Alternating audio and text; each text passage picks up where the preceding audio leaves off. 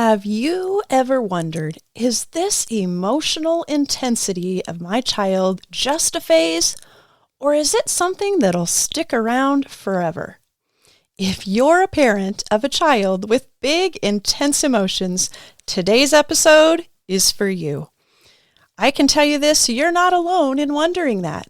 As parents, we hope that one day our child will outgrow those meltdowns, the dramatic mood swings, and overwhelming reactions. But emotional intensity isn't always a phase that fades. Understanding its long-term trajectory is key to how we support our kids, helping them manage their emotional ups and downs and keeping our own sanity intact at the same time. In today's episode, we'll explore whether emotional intensity is something your child will outgrow or if it's a trait they'll carry into adulthood. Plus, I'll share how you can help your child build resilience, emotional intelligence, and a sense of calm through it all. Let's dive in. Welcome to Calm Connection Parenting. I'm your host, Jamie Kirkbride, mom of 7, parenting coach, professional counselor, and wrangler of big emotions. If you're raising a highly sensitive child with intense emotions or challenging behaviors and wondering if you'll make it through without losing your mind, you're not alone. Around here, we're all about real-life parenting, sprinkled with a little humor and a whole lot of patience. So grab your coffee, trust me, you'll need it, and join me as we explore tips, stories, and faith-based strategies to help you bring more calm and confidence into your chaotic days. Let's do this. All right, let's start by talking about what we actually mean when we say emotional intensity. It's one of those phrases that gets tossed around a lot, but what does it really mean? Emotional intensity in children usually refers to how strongly they may feel or express their emotions. And that can include anxiousness, joy, sadness, frustration, excitement, and anger. For emotionally intense kids, these feelings can seem huge. They might have big dramatic reactions to things that seem pretty minor to us as adults or even their peers and siblings, like the wrong snack being chosen or having to put on that pair of pants that they don't like. Now, I want to remind you that emotional intensity isn't just about having big feelings. It's about how a child processes and, more importantly, manages those feelings. If your child has a meltdown over something that seems small, it can feel like their emotions are taking over everything. You might even think, what on earth is happening? Or why can't they just be normal? But here's the thing. There really is no normal when it comes to emotional responses. Each child is uniquely wired, and that's something we really need to remember as we work through these emotional moments together with our child. Now, there are several factors that often contribute to emotional intensity in children, and it's important to understand them so we don't assume that we're just dealing with a difficult child. First, personality plays a huge role. Some children are born with a sensitive, reactive nature, and that means they're likely to feel things more deeply. Think of it like a volume knob for emotions. Their feelings might be turned all the way up. And some children are simply more extroverted in their expressions. So whether that's telling a story with colorful details or maybe sharing information that others might seem to be too much information, or loudly and proudly expressing things that others would not be bold enough to, this can relate to less use of, or in some cases, maybe the absence of, that important filter. Some personalities don't have a very good filter. Second, we have to remember genetics. Sometimes it honestly runs in the family. If you or your partner have experienced intense emotions growing up, there's a higher chance that your child might experience the same thing. And listen to me, it's not always a bad thing. Emotional depth can honestly be a gift, as we'll discuss later. Likewise, if you continue to feel things deeply as an adult, it is possible that they might see some of this emotional or behavior that is modeled and kind of follow in the same path that they see a parent modeling. Third, sensory processing.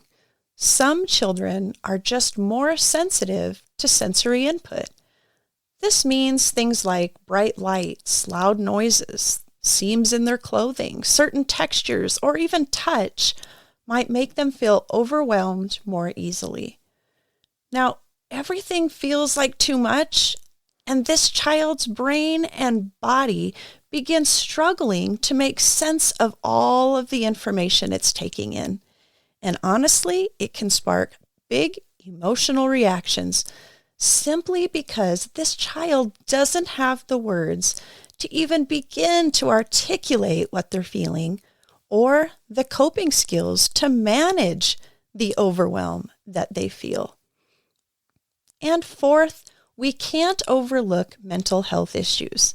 Conditions like ADHD, DMDD, anxiety, or sensory processing disorder are a few that can also affect emotional intensity. For kids with ADHD, for example, emotional regulation might be an extreme challenge. They might consistently struggle with things like impulsivity or emotional outbursts. And it's not because they want to act this way, but because their brain is wired differently when it comes to handling emotions. And for some of these children, like those with DMDD, their brains are essentially stuck in fight or flight mode, and they honestly have difficulty processing things without being seen as a danger or a threat. So, this leads us to tackle the big question. Is emotional intensity just a phase? Well, the short answer is it can be, but maybe not in the way we might expect. As children grow and hit different developmental milestones, their emotional intensity tends to fluctuate. You might think of it like a ride on a roller coaster. At times, you might feel like the intensity is calming down, only to have it shoot back up as they enter a new stage and face new challenges. And that can be completely normal. For example, toddlers are known for their dramatic reactions, kind of like meltdowns over TV shows or being given the wrong color of cup. It's part of their developmental process. They don't yet have the language skills to express their feelings or those coping skills that help them manage those big emotions. As kids grow, though, they start to develop better communication skills and hopefully some coping skills along the way. Things like taking deep breaths or expressing their feelings or their needs with words, or seeking comfort from others or in other ways. To some, this can appear like a decrease in the emotional intensity because their reactions may look a little more tame and as they begin to attempt the verbal expression rather than what for some kids has been bottled up in physical aggression. But here's the important part. Just because the intensity seems to decrease, it doesn't necessarily mean that the emotions have gone away. It's just that the expression of those emotions is looking different. For some kids, their emotional intensity may shift as they grow older. A child who has outbursts over small frustrations as a toddler might actually still experience high emotional intensity in their preteen or even their teen years.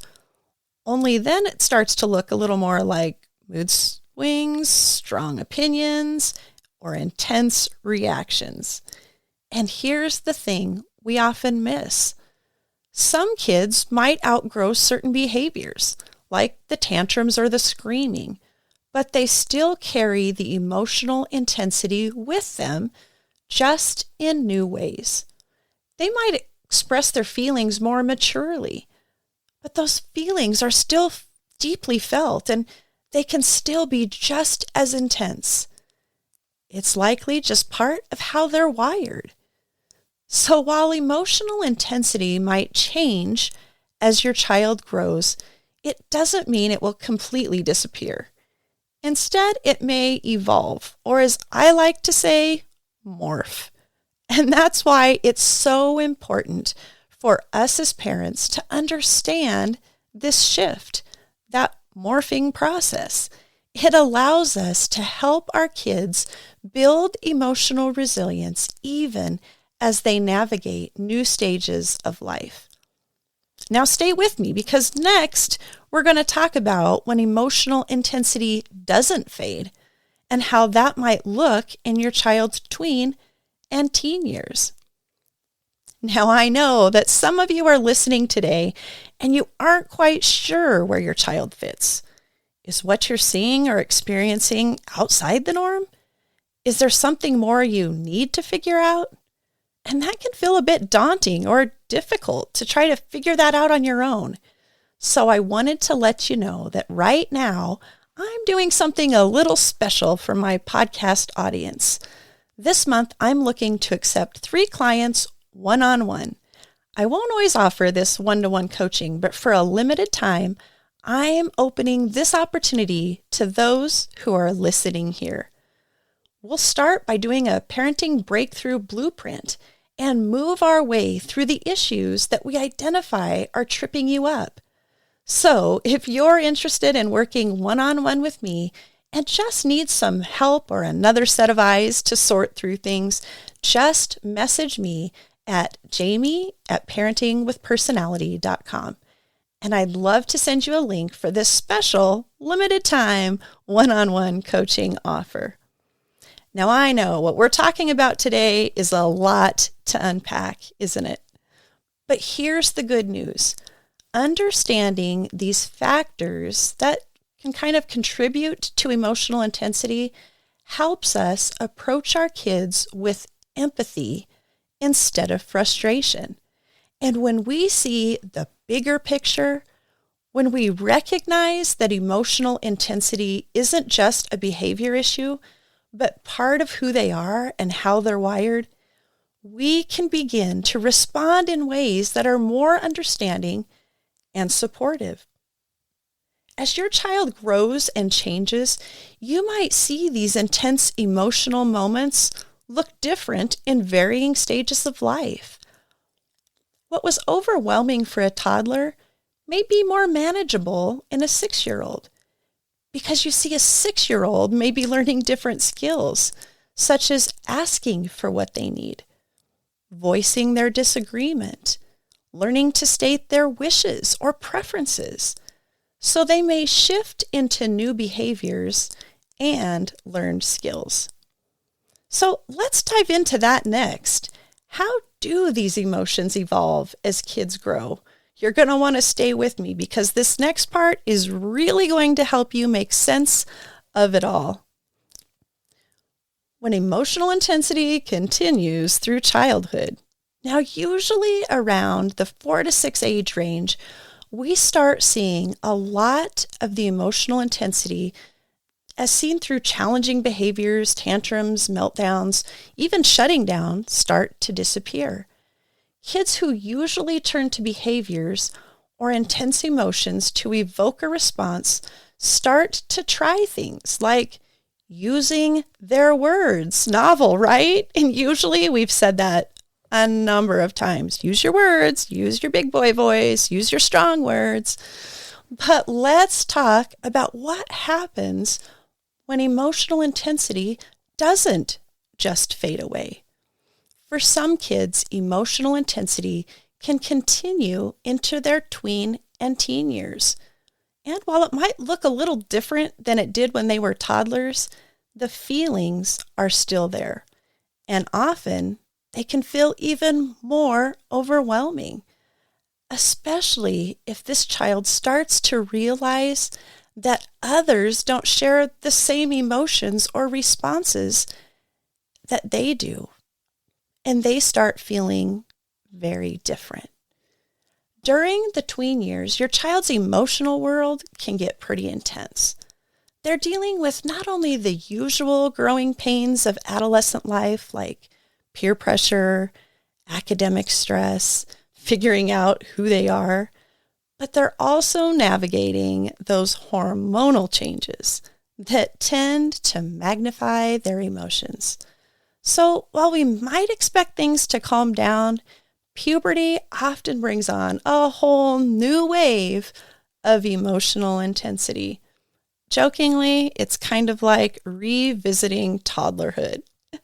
But for some, it is even more than just the typical or expected hormonal changes.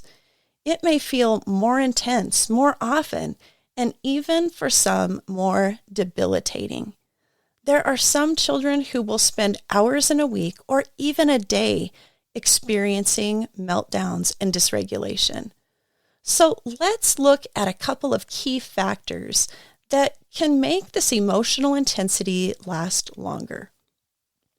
First, as we've already mentioned, is personality. Some kids are just naturally more emotionally intense. It's part of who they are. Maybe they're more bold. Maybe they're more bossy. Maybe they're highly sensitive or have a reactive personality. Maybe they feel things deeply and express things strongly. Often, some of these kiddos have a familiarity or even a comfort with anger, and as we mentioned, they lack the filter. These kids might have a tendency to react to situations with excessive or intense emotions, even well into their teenage years. Second, as we discussed, the hormonal changes are that huge factor, not just for tweens, but also teens. And puberty is a time when your child's body and brain are undergoing massive changes. And it can take a while, over the course of a few years, for that to happen, so it can feel ongoing. Hormones like estrogen and testosterone can influence mood and emotional regulation, making feelings feel even more intense. This can make a naturally intense or highly sensitive child even more emotionally reactive. If you're dealing with a tween or a teen, those huge mood swings and intense, often unpredictable responses you're seeing might possibly be a result of some of these hormonal changes that might actually be out of your child's control. And of course, we can't overlook mental health conditions. Conditions like ADHD, DMDD, anxiety, sensory processing disorder all play a big role in prolonging emotional intensity. For kiddos with ADHD, their struggles with emotional regulation can continue into the teen years, showing up as impulsivity, frustration, or intense reactions to stress. Children with DMDD experience the chronic irritability and a low threshold of tolerance. They're especially prone to these frequent and intense outbursts that can be both physically and verbally aggressive. And remember, with both of these diagnoses, children can honestly be 3 to 4 years behind their same age peers in emotional maturity. So it's important that you factor that in. If you're dealing with a child that's 11, you might actually have to think more along the lines of 7 or 8 and have some reasonable expectations. Kids with anxiety might have heightened emotional responses to even the smallest of triggers, and those with sensory processing difficulties might struggle with overstimulation, making their emotional world simply feel chaotic. But here's the good news. If you're parenting a child who's struggling with emotional intensity, early intervention and consistent support can really make a big difference. In fact, the earlier you can get to the root of what's going on, whether it's personality, mental health, sensory needs, emotional needs, the more effective you'll be in helping your child build that emotional resilience and learn coping skills. Remember, kids can learn to manage their emotions better with the right tools and support. No, this isn't something that's just magically fixed. We wish, right? It takes time, patience, and consistent help. Whether that's through therapy, a solid support network, or just taking a deep breath and learning new strategies together, your child can absolutely thrive in a way that takes their unique wiring and needs into account. Now, in the next section, we're going to explore what happens long-term when emotional intensity is managed well, and how your child can go from intense feelings to emotional intelligence and emotional resilience. But before we move on, I also want to mention that parent coaching can be a key strategy in helping you find the support and strategies needed to help your child and family thrive. Unlike those 50-minute clinical settings where you meet with a therapist, coaching allows you to have a professional who can help you walk through your week and find the ongoing support on a deeper level. So I'd like to take just a brief minute to make sure you know about this effective parenting resource, the Calm Connection Parent Coaching Program. Parenting a uniquely wired child can feel isolating, right? While other parents are talking about typical tantrums and bedtime battles, you're navigating emotional meltdowns, sensory overload, or challenging behaviors that many people just don't understand. It can be frustrating when the advice you hear just doesn't fit your child, and even harder when you feel like you're alone in the journey. But here's the truth. You don't have to settle for just surviving.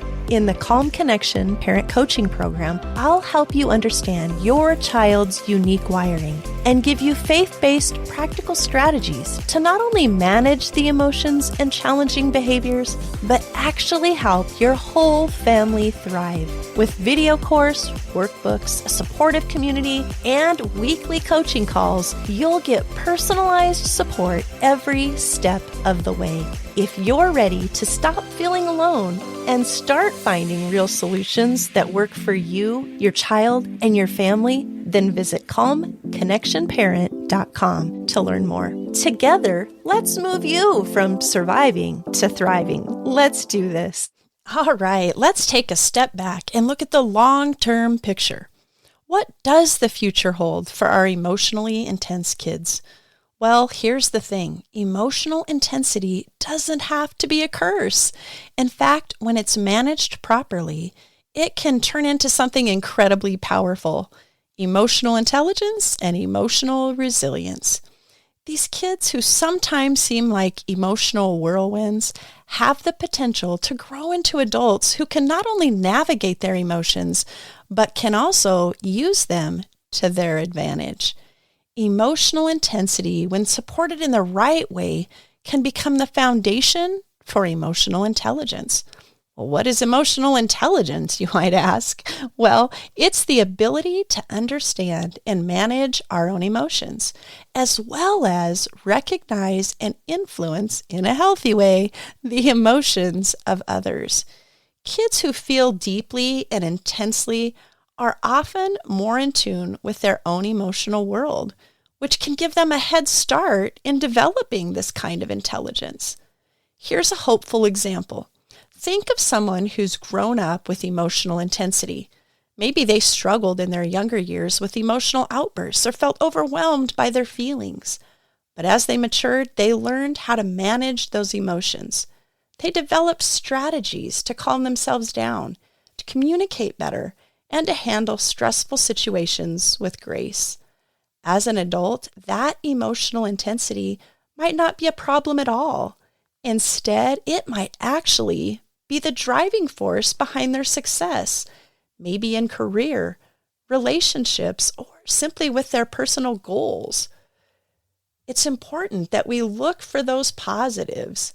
Many emotionally intense kids grow up to be leaders, creatives, even caregivers.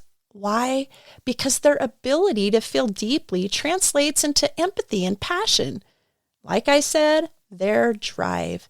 These adults can thrive in careers where emotional awareness and connection are key, such as counseling, social work, teaching, or even the arts. They know how to listen, understand, and connect with others in a way that is truly meaningful. The key is this: emotional intensity, when nurtured and supported properly, can become a strength, a superpower. It's not about getting rid of those big emotions, but about teaching our kids how to manage and control them in positive ways. And as parents, we have the opportunity to guide them in that process, helping them develop coping strategies, build resilience, and grow into emotionally intelligent adults who are equipped to handle the challenges that life can throw their way. So you might be wondering, well, how do we nurture and support our child's emotional intensity in proper ways? What will work? Well, I have 3 simple ways I'd like to share with you today. 1, we explore and begin to understand our child's wiring, their personality, their sensory needs, emotional needs, executive functioning skills, and if it relates any possible mental health issues. 2, we actively educate and then use those parenting skills and strategies that help decrease emotion and increase connection. When we do this, it encourages co-regulation that can become a healthy habit in your family and home. Number 3, we continue to practice those skills and strategies that become more familiar and more effective the more we use them, helping our child learn to identify, manage, and control their emotions and behaviors. This allows them to carry these skills into life, school, relationships, workplace, friendship, maybe even in a marriage. So don't lose hope if you feel like you're in the trenches right now. Those big emotions, while tough to manage in the moment, can turn into something extraordinary with time and the right strategies and support. Speaking of supports and strategies, I have some really good news. For the first time ever, Parenting with Personality is hosting an online parenting summit. Hooray! I'm super excited to tell you that in May, we will hold our first Calm Connection Parenting Summit. This will be a great opportunity to hear 15 parenting experts share different aspects of what we experience in parenting, especially neurodivergent children. So mark your calendars and stay tuned. May 13th through the 16th. If you or someone you know would like to help sponsor this event, send me an email at jamie@parentingwithpersonality.com. This event will be made possible by those who care, contribute, and collaborate on how we can best support families and child mental health. So if you're looking for some great strategies and support, you won't want to miss this summit. Again, mark your calendars, May 13 through 16.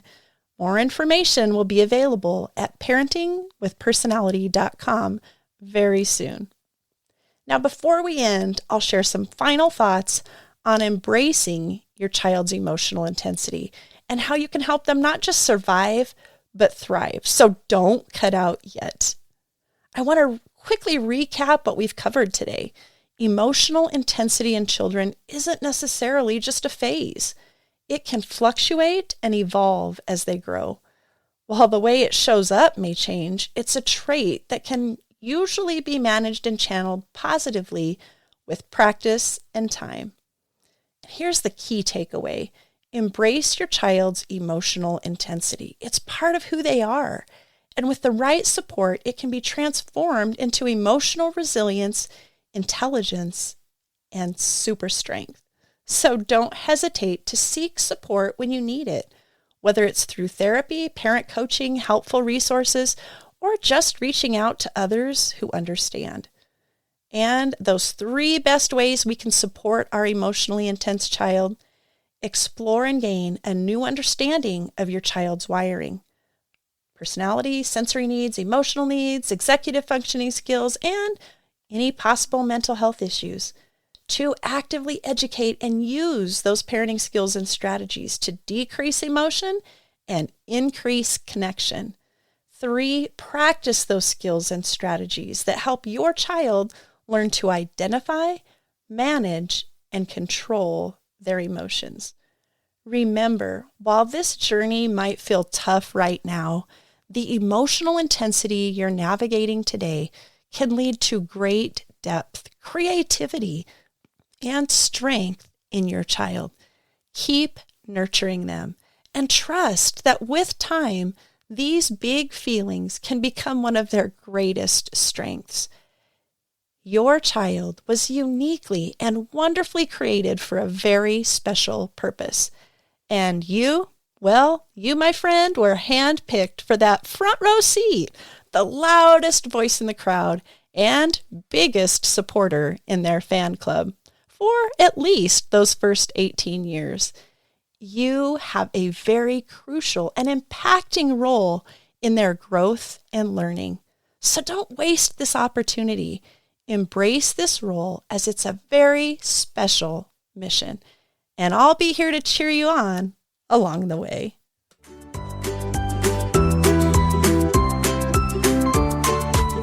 Thanks for hanging out with me today. Just remember, you've got this. And on the days you don't, well, we're in this together. Take a deep breath and keep building those heart-to-heart connections. If you found this episode helpful, please share it with a friend who might need it too. And don't forget to connect with us at parentingwithpersonality.com or in our Parenting with Personality Facebook support group.